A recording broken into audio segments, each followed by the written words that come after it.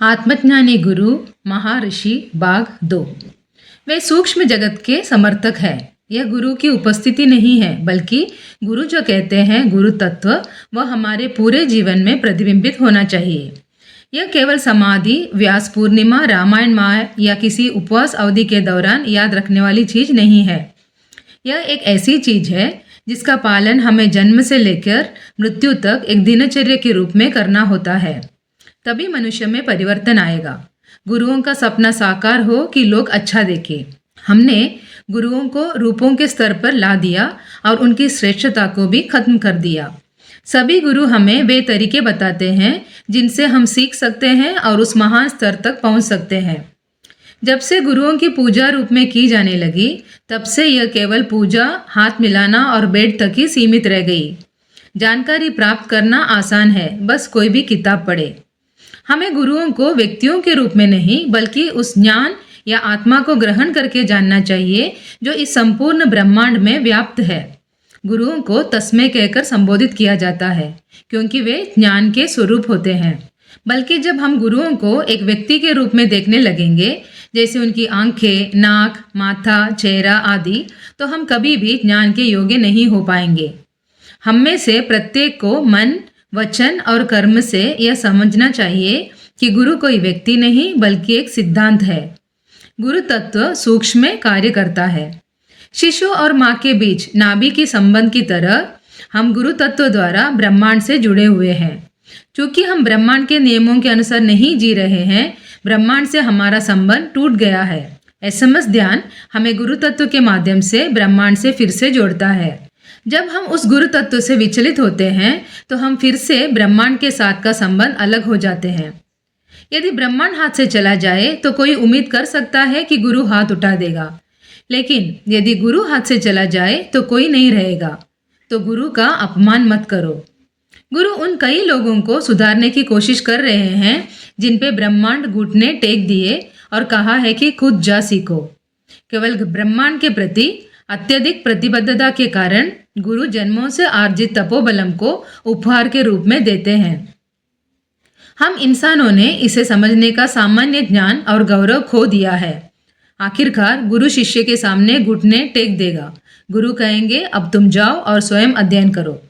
यदि हम अपनी अज्ञान में फंसे बुद्धि ज्ञान की ओर उठाने का गुरुओं के प्रयत्नों को जटिल स्मृति से पीछे नहीं हटाते हैं, तो हम भी ज्ञान तक पहुंच सकते हैं और आराम से रह सकते हैं। गुरुओं का हर शब्द ब्रह्मांड का शब्द है।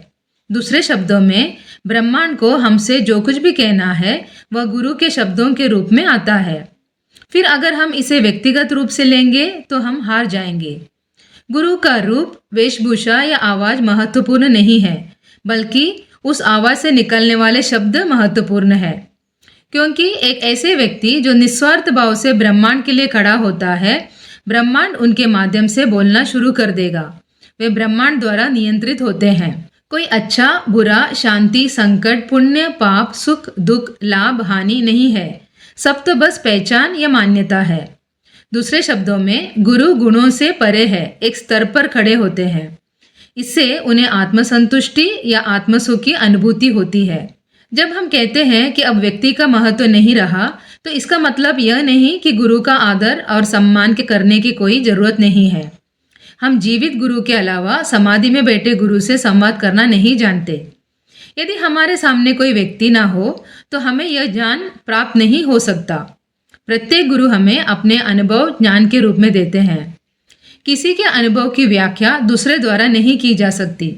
केवल वही व्यक्ति जिसने इसका अनुभव किया है वह इसे किसी और को प्रदान कर सकता है। केवल गुरु तत्व के माध्यम से ही हम ब्रह्मांड के सिद्धांत से जुड़ सकते हैं।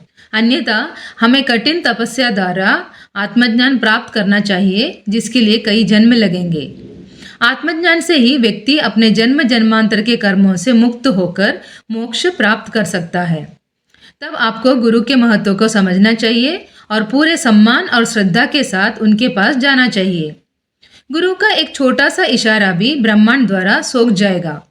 ब्रह्मांड उन लोगों को उचित दंड देगा जिन्होंने इसे अंजाम दिया। गुरु कभी किसी को श्राप नहीं देते। यहाँ तक कि अगर वे उसे मारने भी आते हैं तो वे इसे उनकी अज्ञानता मानते हैं और उन्हें माफ कर देते हैं। और हर गुरु यही चाहता है और आशीर्वाद देता है कि उन्हें भी अच्छाई के रास्ते पर आने का मौका मिले। उनका स्तर बहुत ऊंचा है। यह ब्रह्मांड ही है जो गुरु की अवज्ञा करने वालों को दंडित करता है। इसीलिए कहा जाता है कि भले ही गुरु को प्रणाम न करो, लेकिन उनका अपमान मत करो। गुरु निंदा विनाश है। गुरुओं की अपनी रुचि, इच्छा, किसी व्यक्ति के प्रति विशेष से कोई दुश्मनी, पसंद नापसंद नहीं है। कुछ कम या कुछ ज़्यादा जैसी नहीं होती। गुरु वे हैं जो इस ब्रह्मांड में सभी प्राणियों को एक ही दृष्टिकोण, सहानुभूति, समभाव से देखते हैं, चाहे वे मनुष्य हो, जानवर हो या पौधे हो। वे बहुत निस्वार्थ है। चाहे वह अमीर आदमी हो, गरीब आदमी हो, विद्वान हो, अशिक्षित हो, हत्यारा हो, अच्छा आदमी हो, सभी को एक ही ज्ञान दिया जाता है। जैसे वर्षों से अंधेरे में बंद कमरे में दिया जलाने पर पल भर में अंधेरा बदल जाता है और रोशनी भर जाती है, वैसे ही कोई भी पहले से तय नहीं कर सकता कि कौन बदलेगा और कब बेहतर होगा। आज का हत्यारा कल का गुरु बन सकता है। शिकारी रत्नाकरन के वाल्मीकि महर्षि बनने का इतिहास हमारे पास है। जिस व्यक्ति को हम सबसे अच्छा समझते हैं वह भविष्य में सबसे खराब हो सकता है। सार्वभौमिक दृढ़ संकल्प क्या है यह कोई नहीं कह सकता। गुरु अपने या अपने परिवार के लिए भी कुछ नहीं चाहते। गुरु अपना सब कुछ पूरी तरह से ब्रह्मांड को समर्पित करते, ब्रह्मांड की इच्छा अनुसार जीवन जीने वाले हैं। इसलिए उनके सामने चाहे कोई भी आए, सबके लिए आशीर्वाद एक जैसा है। एक निस्वार्थ प्रार्थना, इस ब्रह्मांड की इच्छा के अनुसार जीने का आशीर्वाद हो। इससे कोई फर्क नहीं पड़ता कि यह अपने बच्चे हैं या कोई और, कोई व्यक्ति नहीं, कोई रिश्ता नहीं, केवल सार्वभौमिक इच्छा है। प्यार, इश्क, प्रेम, स्नेह, सहानुभूति, मेरा, तेरा, अपना आदि शब्द जो हम सामान्य भौतिक जीवन में प्रयोग करते हैं, उनका यहाँ कोई महत्व नहीं है। ये सभी अनुलग्नक शब्द है। वे व्यक्तिगत संबंधों पर आधारित है। इनमें से कोई भी स्थायी नहीं है। परिस्थितियों के अनुसार उतार चढ़ाव होता रहेगा। गुरु किसी भी चीज से आसक्त नहीं होते, लेकिन किसी चीज से अलग भी नहीं होते। गुरु वे हैं जो बिना चिपके खड़े रहते हैं, जैसे अरबी के पत्ते पर पानी खड़ा रहता है। उनमें सभी जानवरों के प्रति करुणा है, जो अपने ही आत्मसंतोष की सेवा करते हैं, औरों का भी सुख में आए। केवल यही एक व्याख्या गुरुओं द्वारा अभिप्रेत करुणा शब्द की व्याख्या कर सकता है। यही इस शब्द का दायरा है। जो व्यक्ति स्वार्थी होकर केवल अपने सुख की तलाश में रहता है, वह इसे नहीं समझेगा। दूसरे शब्दों में, जिसने आत्मसुख का अनुभव किया है, केवल वही इसकी सीमा को समझ सकता है। कोई भी अनुभव से जान सकता है कि यदि उसे अच्छा रहना है तो ब्रह्मांड में सब कुछ अच्छा होना चाहिए। यह एक अनुभवात्मक स्तर है। आप कितना भी पढ़े या कहे, समझ नहीं आएगा। ये भारत की संस्कृति है। संतों ने कभी भी अपने लिए या किसी विशेष समूह के लिए आराम नहीं चाहा। पूरी दुनिया धन्य हो और केवल कल्याण की कामना करती है। यही आर्य संस्कृति की उत्कृष्टता है। गुरु से जो मिलता है वह ज्ञान है। हम कुछ भी मांगने के योग्य नहीं है। गुरु जो कुछ भी देते हैं उसे विनम्रता, विनय और कृतज्ञता के साथ स्वीकार करने के लिए ही हम योग्य हैं। हमारी योग्यता के अनुसार, ब्रह्मांड की इच्छा के अनुसार हमें जो लायक है वह आएगा। इसके लिए हमें गुरु जो कहते हैं, गुरु तत्व, उसके अक्षरशः अनुसार जीवन जीना है।